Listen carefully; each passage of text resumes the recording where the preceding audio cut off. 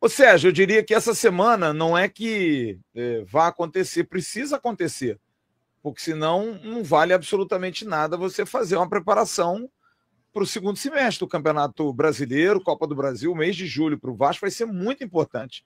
O Vasco vai definir a sua vida na Copa do Brasil, porque no dia 30 vai a Maceió enfrentar o CSA e se vencer, um jogo duríssimo, o CSA está motivadíssimo, o estádio vai estar pleno, 15 mil lugares, apesar de que a perspectiva é muito maior da torcida do Vasco do que da torcida do CSA, o Vasco pode ter uma segurança no jogo de volta no dia 5 de agosto, vai definir a sua vida na Sul-Americana, dias 15 e 22, daqui a praticamente um mês, a gente vai ter definido a nossa vida na Sul-Americana e vai ter 5 jogos no Campeonato Brasileiro. Se você for colocar o jogo do Botafogo como mando neutro, porque é mando do Vasco, infelizmente a gente teve que vender, porque são as circunstâncias do Vasco de hoje. A gente precisa vender mando para poder pagar a conta. Então a gente vai ter 3 jogos com o mando do Vasco. Não acredito que em Brasília a gente vai ter superioridade, porque a torcida do Botafogo também é grande em Brasília. O Botafogo está super motivado, independente do que vai acontecer no Mundial. A gente vai pegar porque a gente podia ter um pouquinho mais até de sorte, né? Dia 12 de julho a gente podia pegar o Mirassol, podia pegar o Sport, pegar logo o Botafogo, mas que bom, clássico regional, a gente já ganhou deles. Então, e a gente tem mais 2 jogos em casa, jogos complicados, contra Grêmio e Bahia, e vai ao Sul jogar 2 jogos fora, contra a Juventude Internacional. Então, diante desse quadro, de você ter aí de 12 até o último dia do mês de julho, 8 partidas, você precisa ter os reforços agora, cara. Porque segunda-feira da semana que vem é dia 30. Você vai ter 12 dias para o jogo do Botafogo. Você tem que ter pelo menos aí 10, 15 dias de treinamento do time que já estava com as novas caras. Porque, sinceramente, se chegar alguém que ainda precisa adaptar, que precisa melhorar fisicamente no dia 6, 7, esse cara vai jogar quando? A gente precisa de jogador para agora, cara. A gente precisa de elenco para agora. A gente tem, por exemplo, uma dúvida hoje. Hoje a gente não tem um meia. Porque o Felipe Coutinho está fora do jogo com o Botafogo. Por que ele está fora? Porque ele vai ficar sem contrato.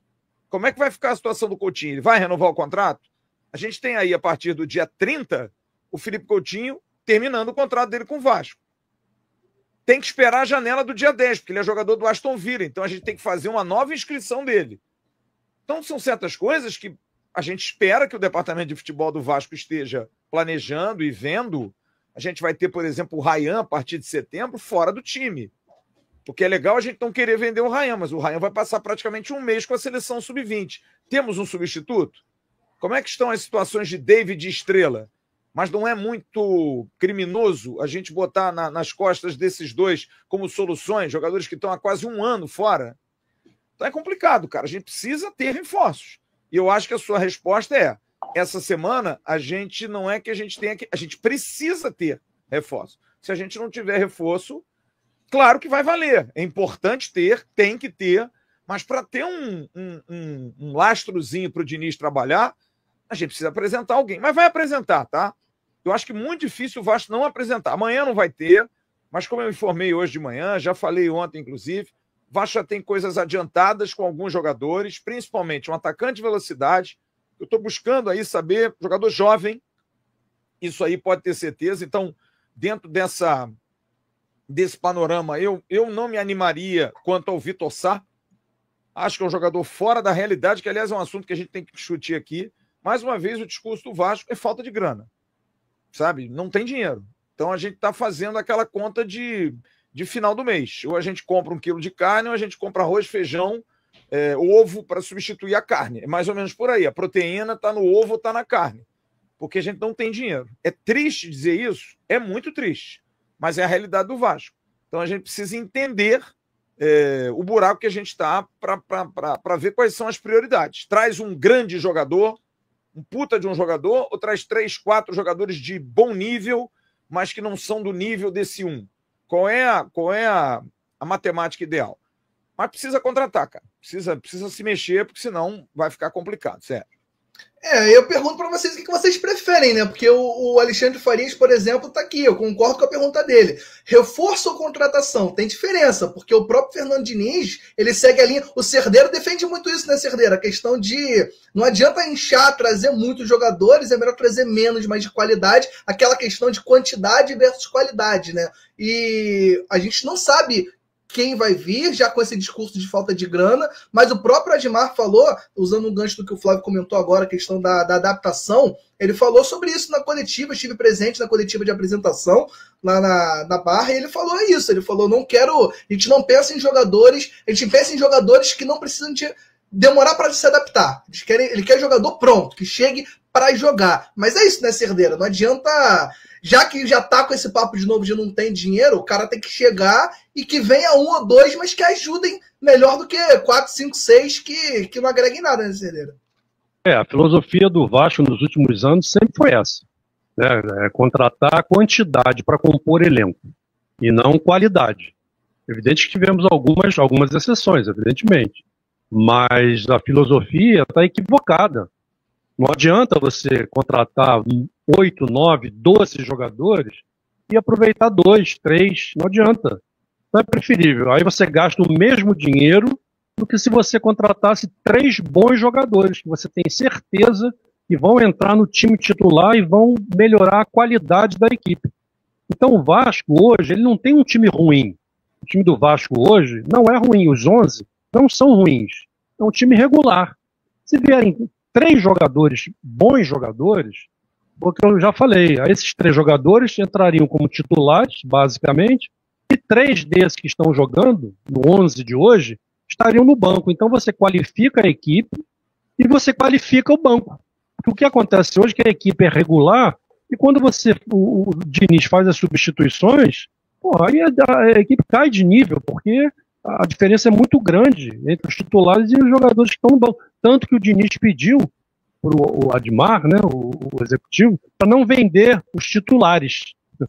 Do banco ele não falou nada, para não vender os titulares. Então o Vasco tem que partir para realmente contratar reforços, e não para compor o elenco. Hoje mais cedo, através do nosso querido Lineker Beyond, a respeito do Vitor Sá. O Vitor Sá, jogador de 31 anos, 1,78 m, joga hoje no Krasnodar da Rússia. Ele tem contrato até o meio do ano que vem, ou seja, mais um ano de contrato. Por enquanto, lá no Krasnodar, o Vitor Sá tem, nessa temporada, 25 jogos, foi titular em 24, ou seja, é um jogador importante para a equipe dele. Uma média de 76 minutos jogados por jogo, fez 3 gols e deu 3 assistências, ou seja, ele tem 6 participações diretas em gols em 25 jogos. Considero bons os números do Vitor Sá. Vitor Sá, para quem não se recorda, é um jogador que passou pelo Botafogo. Foi muito bem no Botafogo, acabou depois perdendo um pouco de espaço quando o Botafogo começou a estrelar demais o seu elenco e foi embora jogar no futebol russo. Aqui para o Vasco, sem dúvida, torcedor, seria um ótimo jogador. Um jogador que daria liga ao Vasco da Gama sem qualquer dúvida. Mas, hoje, é considerado uma negociação difícil. Informação que o nosso Lineker Beyond produziu hoje, através do canal A Hora do Vasco. Vou ler para você que está do outro lado. Vou até dar um zoom aqui para ficar melhor a leitura para você que está aqui com a gente. Canal A Hora do Vasco. O atacante Vitor Sá ainda não recebeu proposta do Vasco. O jogador desconhece o interesse do Vasco para essa janela nesse momento. O Vasco já havia procurado o jogador alguns meses atrás, mas nada evoluiu. O jogador quer voltar ao Brasil. Aqui a foto do nosso Vitor Sá, jogador que ainda não recebeu contato. Mas sim, ele desconhecer o interesse do Vasco não é nenhum problema. É normal ele desconhecer o interesse. Isso aí faz parte. A parada ele não pode, de fato, dizer, não, nunca teve interesse, o Vasco não quer me contratar. Não, ele apenas não sabe, não chegou até ele esse interesse. Mas o Vasco, sim, já buscou informações através de alguns jogadores. Aliás, de alguns intermediários desse jogador do Vitor Sá, que é muito bom de bola. Então, o que a gente pode fazer? Eu sempre falo isso, né? Vamos aguardar. Vamos aguardar sobre o Vitor Sá, falei aqui estatísticas sobre ele, o seu mapa de calor mostra que o Vitor Sá é um jogador que joga mais pela ponta esquerda. Ele viria e brigaria por vaga com o Nuno Moreira, por exemplo. Então, o Vasco vai aí observando os bons jogos e também as boas temporadas e as boas valências do jogador Vitor Sá. Repito, 1,78 m, ambidestro, 31 anos, é brazuca e agora está aí querendo voltar ao Brasil para estar, quem sabe, no Vasco da Gama. Vamos torcer para que o Vitor Sá possa virar futuramente uma contratação para o nosso gigante da colina. Acho muito, mas muito bom jogador mesmo.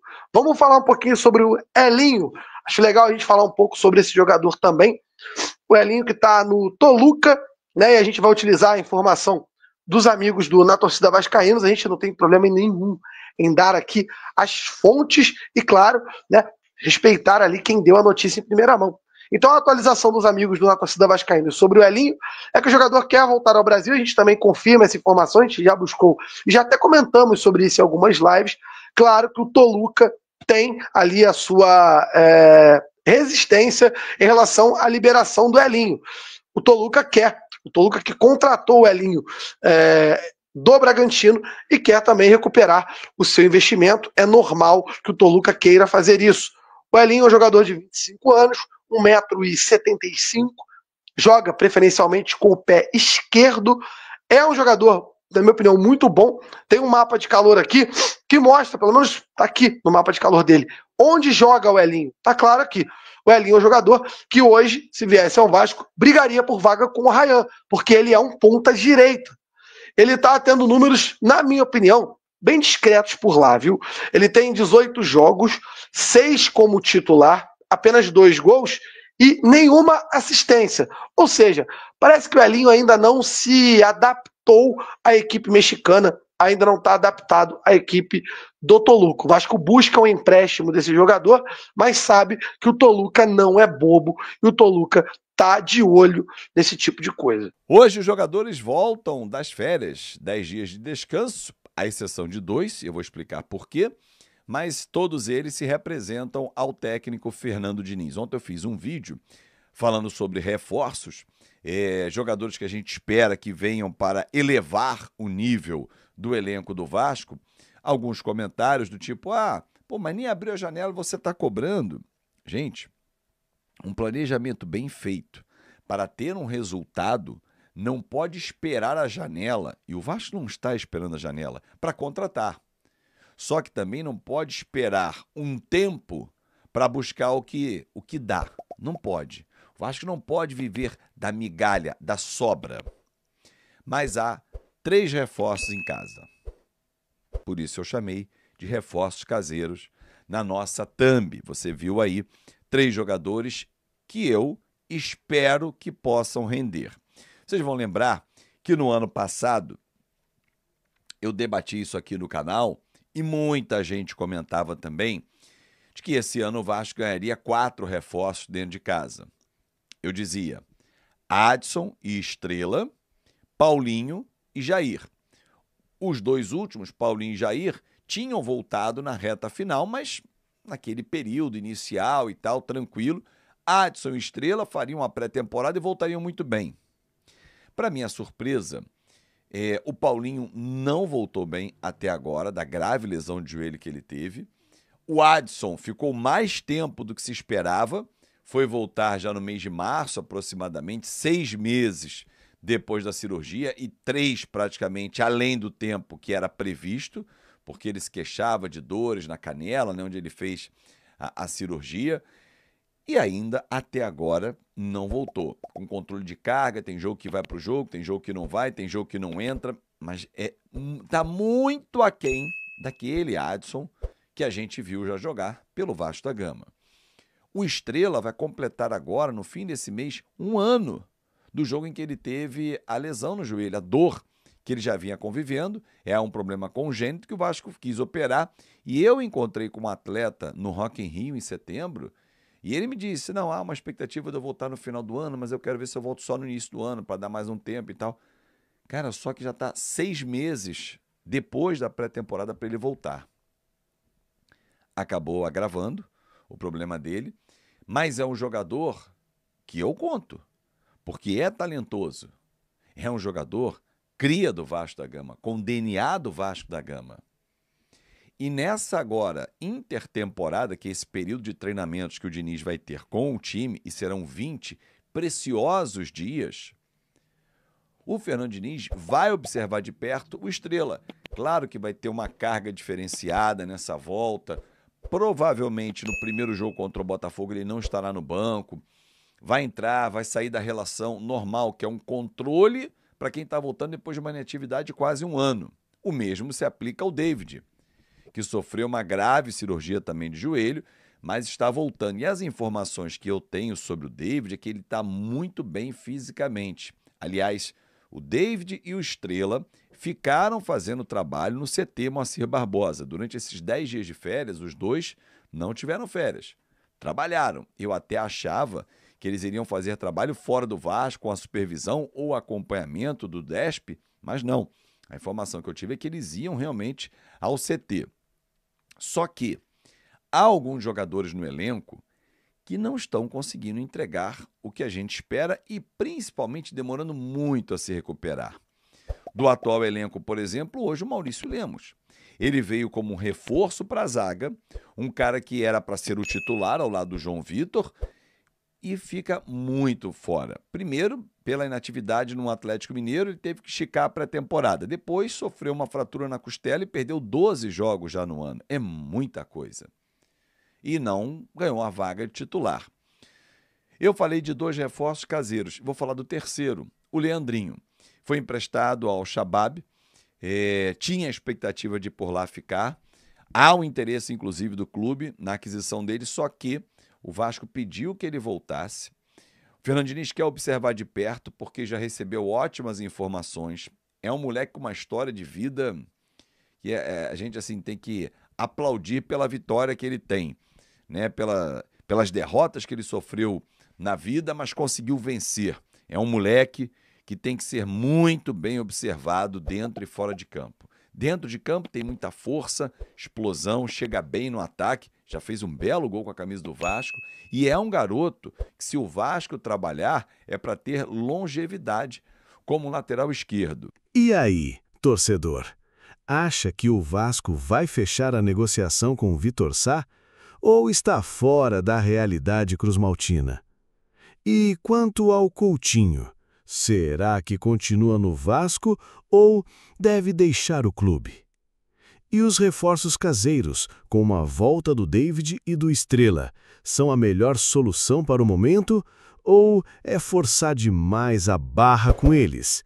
Deixe sua opinião nos comentários. Não esqueça de se inscrever e deixar o seu like.